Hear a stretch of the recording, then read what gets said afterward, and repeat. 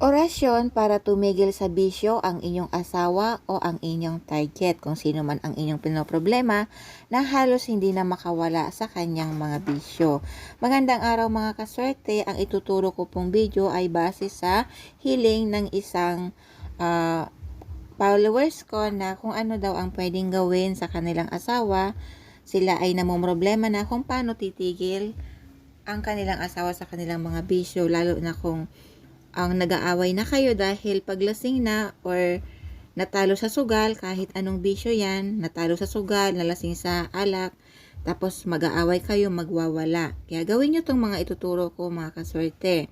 Kung ikaw ay namomroblema sa inyong asawa o target na hindi na makawala sa kanyang bisyo, kagaya ng pag-iinom, sugal at iba pa, tapos sa tingin mo na parang alam mo yung parang hindi na siya makakawala sa bisyo.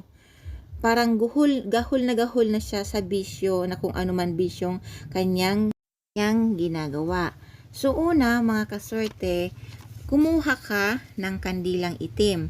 Gagawin mo ito tuwing madaling araw lamang. Pwede mong gawin araw-araw, depende kung anong kagustuhan, pwedeng sa isang linggo o kaya kada Martes o Biyernes ng madaling araw. So una, kukuha ka ng itim na kandila. Kumuha ka ng isang itim na kandila, sindihan mo to. Halimbawa, Martes na ng madaling araw, gawin mo na itong ritual na ito o orasyon. So pag nasindihan mo na si kandilang itim, habang nakatingin ka sa liwanag ng kandilang itim, umusal ka ng panalangin na isang Ama namin, isang Aba Ginoong Maria at isang sumasampalataya. Pagkatapos mong magdasal, isunod mo ng 3 beses ang orasyong ito habang nakatitig ka sa apoy ng kandila. Tapos isunod mo ang orasyong ito.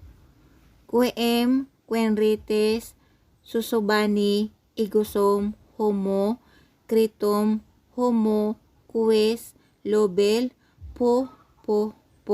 3 times mong babanggitin ang orasyon na ito habang nakatitig ka sa kandila. Sa apoy ng kandilang itim, isunod mo ang